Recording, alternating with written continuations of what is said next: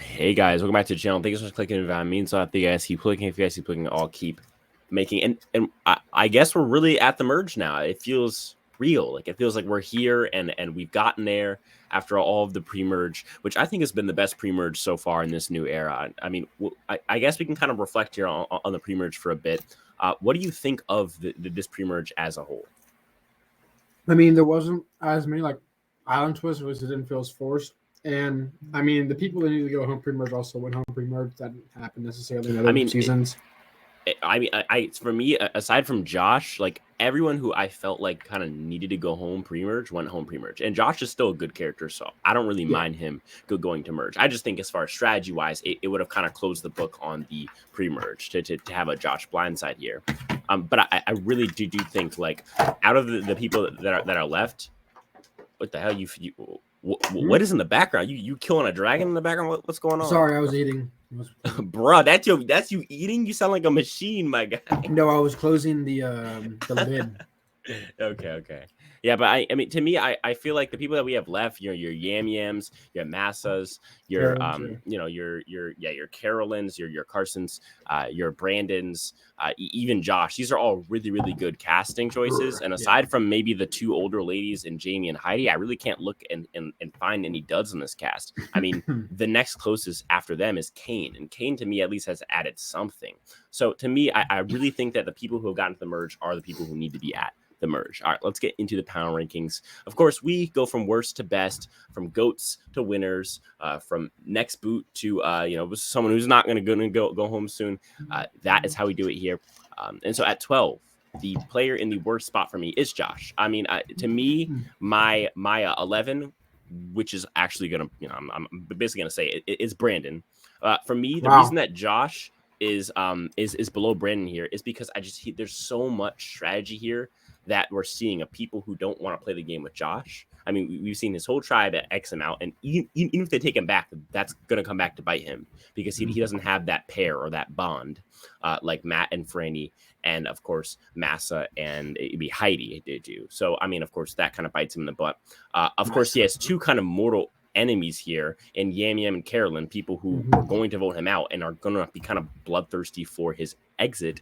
And then it really just leaves the Orange tribe. And do you really like see people like Carson and Kane and Lauren like going with Josh? It doesn't feel right. So of course he has chances, he has people, but to me Josh is in the worst spot because one, he literally almost went home last time and was saved by basically a broken arm.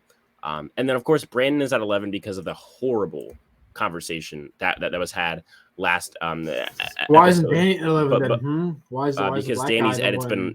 Danny's edit's been the one that's low. Right, exactly. Yep, exactly. No, but in all seriousness, the reason that Danny is much higher is because Danny's edit is much more, I guess, flowed out. Like we've gotten a lot more from Danny. He's much more hollowed out as a character, whereas in Brandon doesn't have that liberty. So if he gets a bad edit in one spot or a bad convo is shown, it's probably going to come back to bite him here, especially with his target already being high going in and his edit not being giant, which means he's kind of eligible to be a merge boot. I think with that convo that we saw, and not only the contents of the convo and how it's going to affect his game, but also how it was shown to us, the audience. Like we were shown, like these guys are idiots. Like they both got dodo edits there, and Carolyn was shown to for it to be her perspective.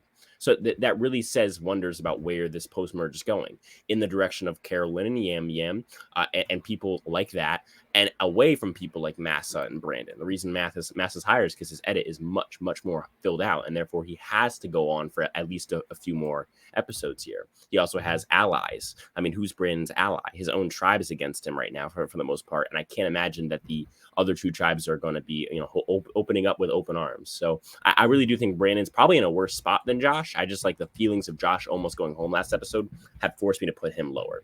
What's your 12 and 11? My 12 is the same as you, Mr. Dr. Joshua. Oh, wow. Okay. Yeah. Fair enough. And then my 11 is actually Jamie, just because her idol doesn't work anymore, right? Fair enough. Yeah. And she's also really bad at the game. And it was really funny the last episode. She was like, "I'm like the most valuable player here. You want to talk to me?" It's like, no, you're not. I mean, I'll give Jamie credit later when I talk about her, but I think she's in a lot better spot than you would think. I know. I'm not saying she's in a bad spot. Just like yeah. No, I mean, obviously, clearly, she's the worst player on paper, probably on this entire cast. Yeah. But at the end of the day, like Erica wins the game. Like you can be anybody, and at least go far and deep, and at least try and win. So we will just have to see. 9 and 10 for me. I have 10. I have Matt, and at 9, I have Kane. So for the first time, I don't have Franny and Matt back to back, mostly because it's merge time. So now, a two pair person, it isn't going to go out back to back here, or it isn't going to be a target right away if they can keep it quiet.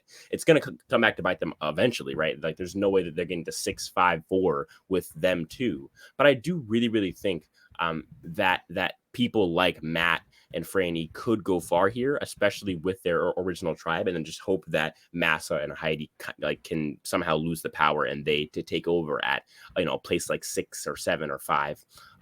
Obviously they're low because they don't have many options other than that. I mean, I just don't see people wanting to bond with a couple, especially if it gets out. That's just game suicide. And actually, I'll just give away my 8 as well. I have Matt at 10, Kane at 9, and Franny at 8. I have Kane in the middle just because, again, we haven't gotten much from him. And from what we've seen, he's been on the bottom of his tribe. And I guess this is kind of like a test experiment for the merge. And in this test experiment that we call the pre-merge, we've really seen Kane play like pretty poorly overall. So especially compared to players like Gathu and Lauren and Brandon. So we'll just have to see. I mean, obviously we really don't know anything about Kane. He seems like he might have a promising edit, but at the current moment, it's just looking very oppy for Kane. So we'll just have to see. My 10 and 9. 10, 9, 8. My 10, I have Brandon. I know. Okay. There you go. I know, right? Wow. Because you had him at 1 for the past 5 power rankings. So what made you snap out of it and finally go, come back to earth? Well, I mean, it was kind of just a joke, but it's like the joke was. Yeah, it was a joke until Brandon won, and then you'd be like, I knew the whole time. Oh. I mean, I will be like, if he does win. My God. Remember when this is for any OG viewers, but who watched the podcast dating back in like a year and a half now, 2 years ago, when I was going at it with Shan. Remember when you hated Ricard with a passion? Like you would not put Ricard at the top of your list ever. Like you would put him at the bottom every time. Yeah, well, I don't think I put him at the bottom. I put him in the respectful. Well, but you hated Ricard. You're like, I still do. Literally, I would rather have Erica win than Ricard. And we're like, what are you talking about? Like, really? You'd rather have Erica win than Ricard? Yes.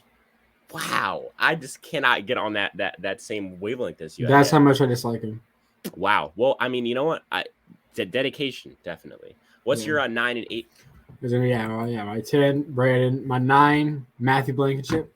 Okay. You don't really got. I can just say Matthew now because other Matthew's been voted out. I mean, I still say Matt because that's what his name is on the show, on the screen and stuff. So, but yeah, go ahead. Well, you're not in a good position. Well, damn, you're just munching right now. Yeah, he's got an idol that he thinks thinks real. Do you want to tell the audience what you're eating right now? Okay. Well, it's kind of specific. I was eating HEB sushi. You're eating sushi. You know what? I've never had sushi before in my entire life. Yeah, I know. I feel like the roles are reversed. Like, you're like the southerner who's stupid, like who doesn't try anything, but like I'm acting like that right now. Like I am so uncultured. I have never tried sushi in my entire life. It's pretty good. You should try it. What does it taste like? Does it taste like any comparison? It tastes like sushi. I can't really. Okay, I gotta pull up the Vine Boom for that one, bro. Come on. What does it taste like? It tastes like it. Like, bro, get your goofy ass out of here. There's not. It's not comparable. We'll say that. Not comparable to anything anyways, else. Continuing on with life after that. Yeah. I got 9. I got Matt. He's not in a good position. He has a fake idol that he thinks real. And I feel like people might actually target him more than Franny. And then at number 8, I have Caden Ritzler. Why do you say that their last? That's so weird that you say it like that. That's so weird. Don't do that. I'm gonna keep doing that. Caden Ritzler. What the hell? Yeah, I'm gonna keep doing that now. Wait, hold on. Kane Fritzler. Yeah, Fritzler. You said Ritzler. Yeah. For comedic effect. Look, what? Bro. He's never rizzed a day in his life, bro. He has no game. Not true, but okay. What?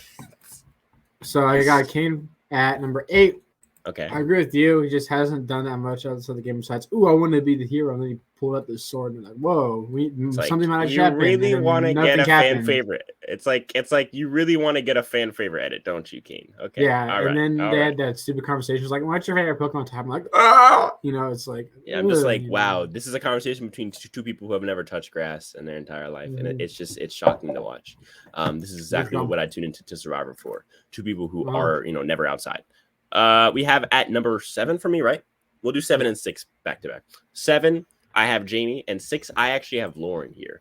Ooh. These are two people who I just don't know. Now, Jamie, we know like a bit more about. Obviously, she has the fake idol. She got duped by Gathu. But at the end of the day, it's like I really do think at position wise, Jamie's in a great spot. She has tons of allies. I think she's like, like I said earlier that Josh, like, could you really see him making bonds with the other tribes, like specifically the Orange tribe?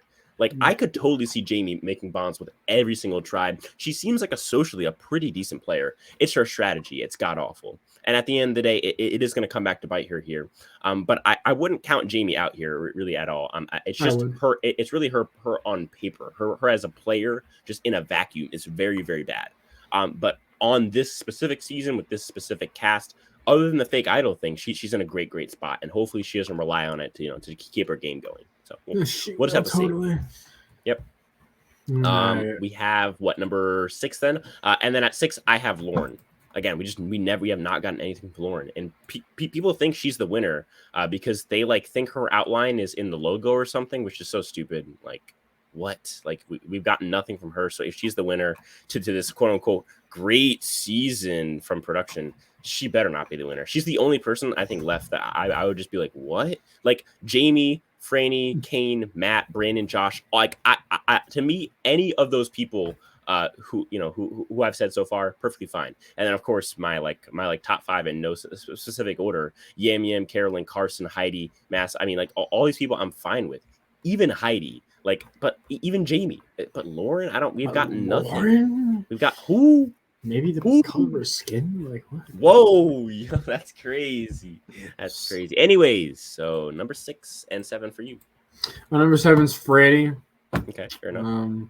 Yeah, just honestly, I thought we would have seen more of her from now, but we aren't. So yeah, like us not seeing as much from the couple, it doesn't scare me as much though, just because like of course they're not going to get a giant edit because there's so many big characters, and a couple taking up the edit would kind of ruin this season in a way. Like you need to get Carolyn, you like need to get people like Carson and Yam Yam and Massa. So I don't mind them not giving them a big edit, and I don't think it really tanks any of their winner equity. Like they have gotten good enough edits to both really have a shot to win.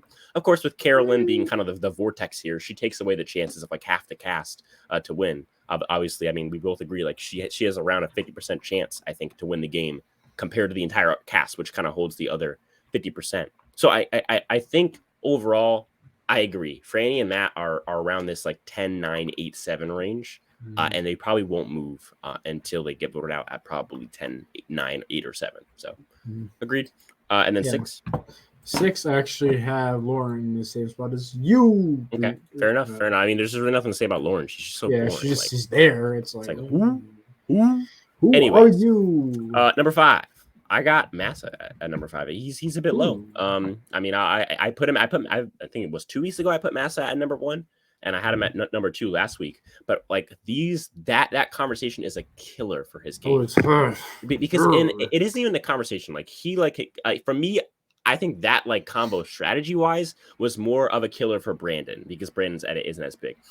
Really, where it's gonna hurt Danny is the edit. Like, why would they show that if you won the game? Like, that's one of the dumbest things I've seen, to just talk about having an alliance that basically doesn't include Carolyn in front of Carolyn. Like, it's just not a winner's moment at all. It's a loser's moment, and I think that's what Massa is going to be, is a loser. So we'll just have to see. Crazy. Yeah. Yep. Number 5. Number 5 for me, I got Heidi, just because I don't know why I keep ranking her high. She's kind of ends up being here. She's just friends with Massa, and she's not going to get targeted for the first 3 or 4 votes of the merge. So I mean, fair enough. So I got her here. I have Heidi at my 4. I agree. She's just like, where does Heidi get voted out here? Like, is it at 7 or 6 or 5? At that point, it's like she has a 1 in 6 shot to win. Like you have to put her high. And I think overall, like as far as her position in the game, I give her credit as far as her strategy because her position in the game is fine, but really it's her strategy that I'm focused on here, and the reason why she's higher than someone like Jamie, who I think might even have more friends than her, because I think at the end of the day, Heidi's shown that she can play the game to some extent. She can play the swing vote and play it right and make the right choice in voting out Claire.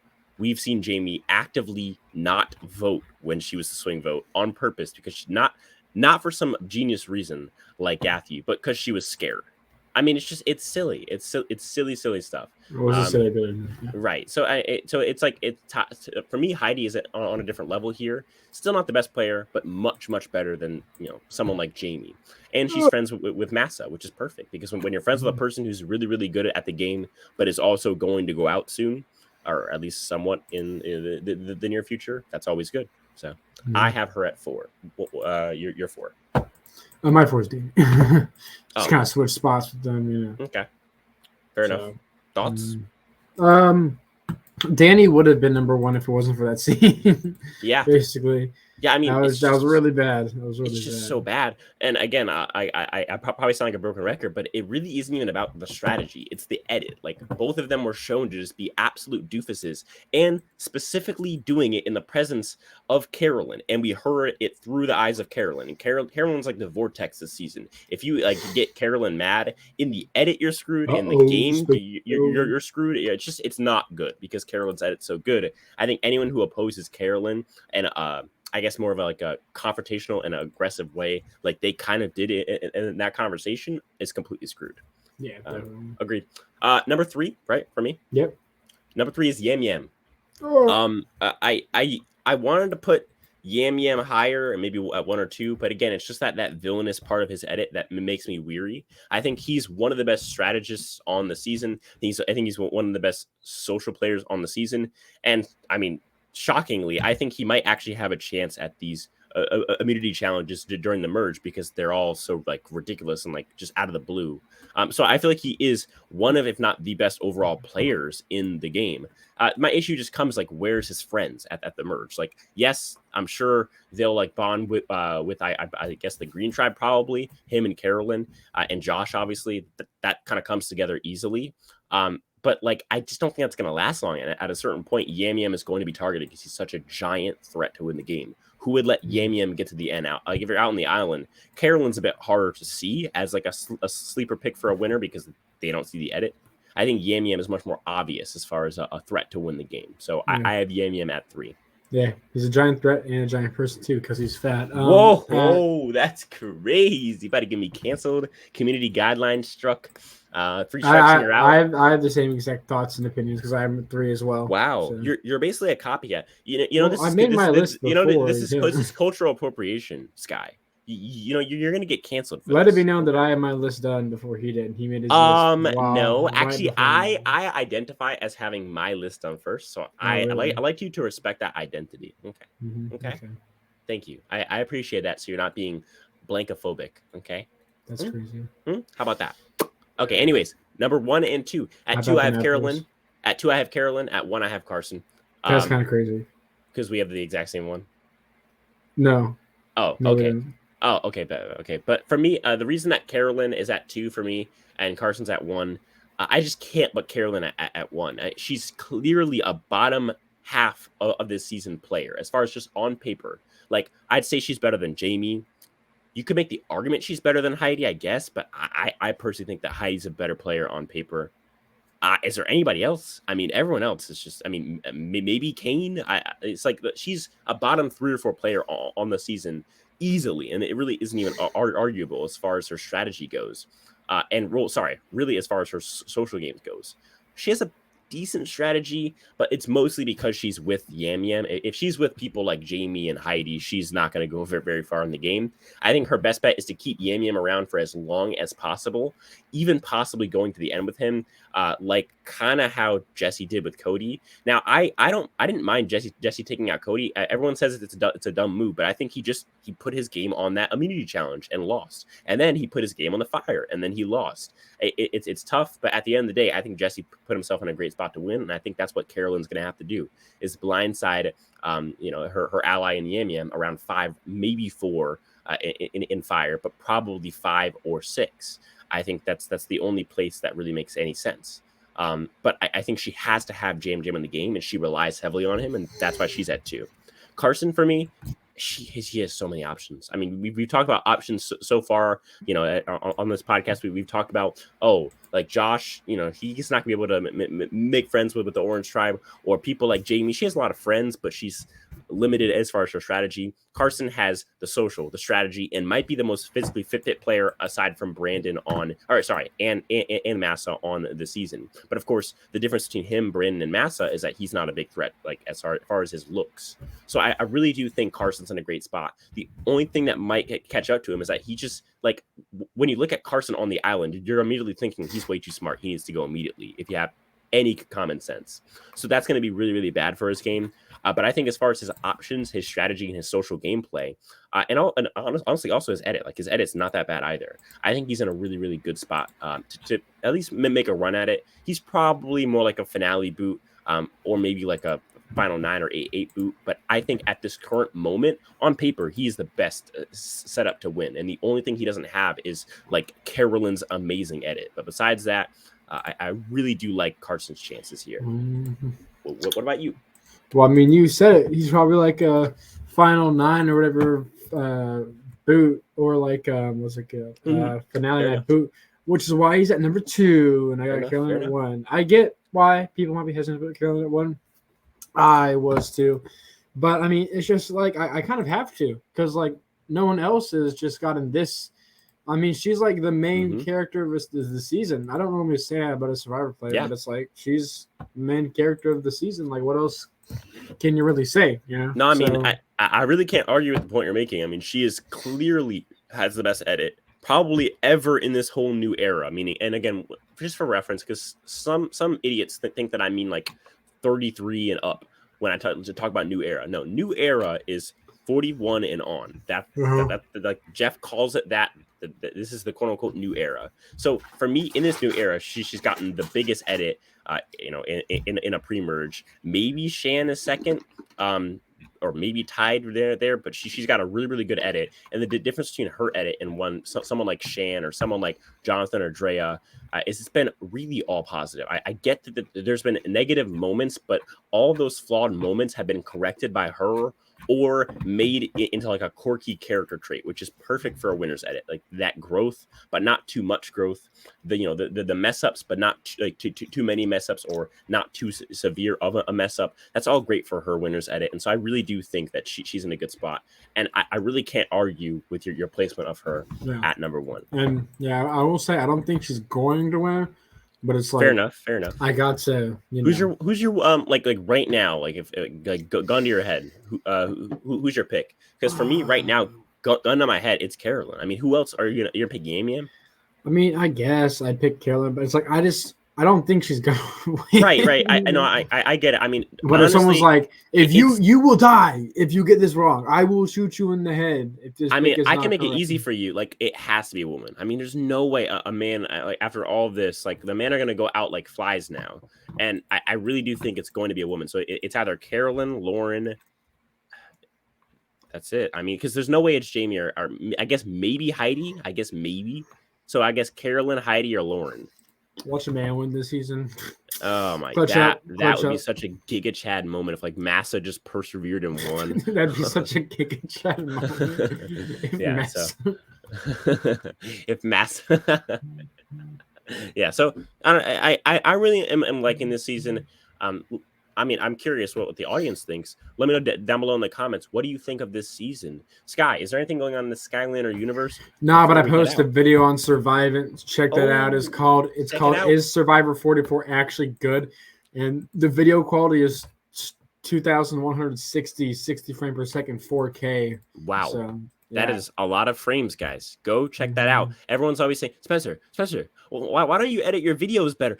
But Spencer, I actually have a piece of advice for you on how you can edit. I don't give a fuck. Okay, go watch Sky's video. He edits. Okay. Go watch that 2,160 pixels. Just a commentary video. It's just Call of Duty over it. So. Nah. It's a whole experience. It's a lifetime experience. I mean, you're gonna die if you don't see it. Actually, so no. Okay. But guys, go check that out. None of this happens without you guys. You guys were just weird guys speaking to weird microphones. if that's not hard to you guys, in the next one. Peace.